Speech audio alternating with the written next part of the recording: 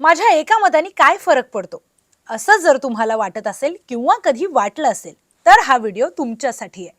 छत्रपती संभाजीनगरमध्ये असं काही झालंय ज्यावरून एका मताला किती किंमत असू शकते, एक मत किती महत्त्वाचं असू शकतं याची प्रचिती पुन्हा एकदा आली आहे। नेमकं काय घडलंय छत्रपती संभाजीनगरमध्ये पाहणार आहोत सविस्तर या व्हिडिओमध्ये। नमस्कार, मी प्रियंका लाठी, आपण पाहताय न्यूज 18 मराठी, आवाज महाराष्ट्राचा।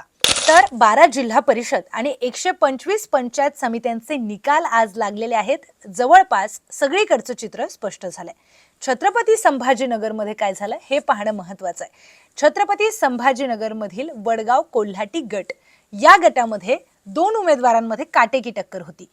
एक उमेदवार भाजप पुरस्कृत अपक्ष उमेदवार होते, पण त्यांना भाजपचा पाठिंबा होता, सचिन गरड हे उमेदवार उभे होते। त्यांच्या विरुद्ध उमेदवार होते हनुमंत भोंडवे शिंदेंच्या शिवसेनेकडून, म्हणजे मित्रपक्षांमध्येच ही लढत होती।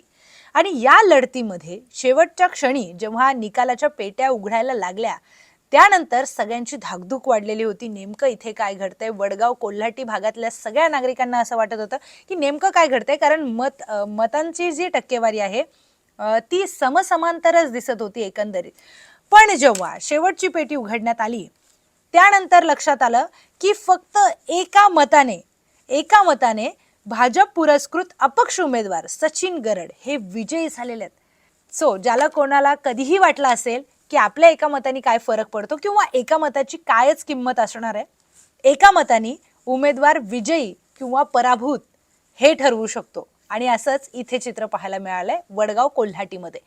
तर जेव्हा एका मतांनी सचिन गरड विजयी झाले तेव्हा त्यांच्या डोळ्यांमध्ये अश्रू होते आणि रडताना ते म्हणाले की माझ्यासारख्या सामान्य व्यक्तीला सगळ्या जनतेने पसंती दिली, मला निवडून आणलं, त्याबद्दल सगळ्यांचे आभार आहेत। त्यांची प्रतिक्रिया आपण ऐकूयात। तुमचा विजय झालेला नेमकं काय झालं होतं? मी एक मताने फक्त निवडून आलो।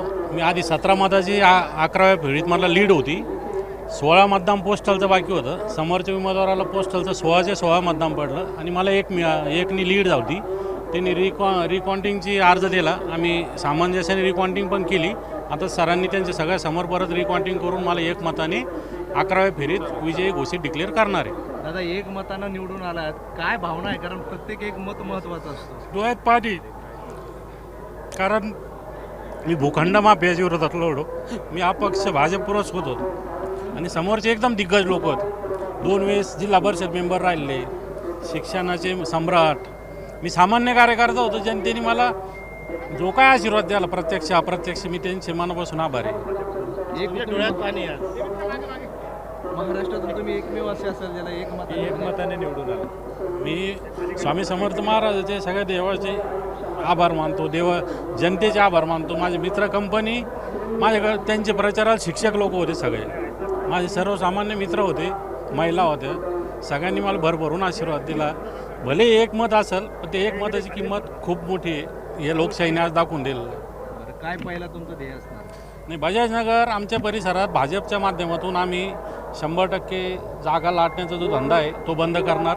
बजाजनगरच्या विकासासाठी भाजपच्या माध्यमातून 100% शौचालय, कचरा, विकास कामं याच्यावर भर देऊन मी जनतेची सेवा करणार आणि येणाऱ्या काळात ह्या एक मताचं महत्त्व ठेवूनच लोकांशी अजून माझी जिम्मेदारी वाढली की चांगलं वागून त्या पद्धतीने मी करणार। तर एका मताने पराभूत झालेले हनुमंत भोंडवे काय म्हणालेत? त्यांना आज एका मताची किंमत नक्कीच कळाली असेल किंवा एका मताला किती जास्त व्हॅल्यू असू शकते याची एक प्रचिती त्यांना आली असेल। एका मतांनी त्यांचा पराभव झालाय, पण ते म्हणाले की पराभव हा पराभव असतो, मग तो एका मताने का होईना, आणि पराभव मला मान्य आहे। त्यांनी काय प्रतिक्रिया दिली आहे ऐकूयात। प्रयत्न केला, एका मताने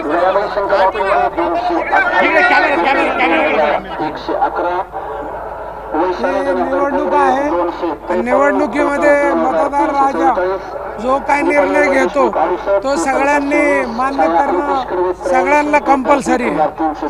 त्यामुळं एक मतदानी जरी माझा पराजय झाला असला तरी परत आणखी मी चांगलं काम करून पुढच्या वेळेस आणखी मताने येण्याचा प्रयत्न करीन।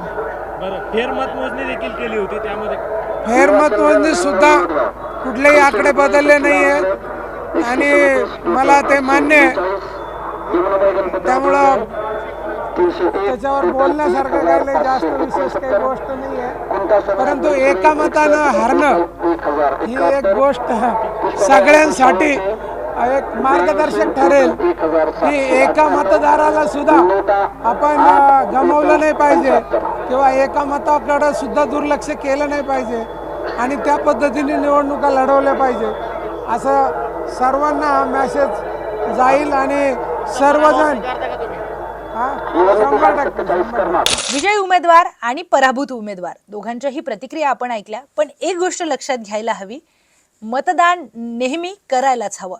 आपल्या मताने काय फरक पडतो हा विचार अत्यंत चुकीचा आहे, कारण आपल्या मताने फरक पडतो आणि आपलं मत बदल घडवून आणू शकतो.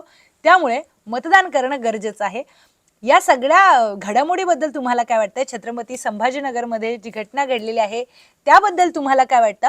तुमच्या भागामध्ये काय काय घडामोडी घडतात ते सुद्धा आम्हाला कमेंटमध्ये नक्की सांगा आणि पाहत रहा न्यूज 18 मराठी.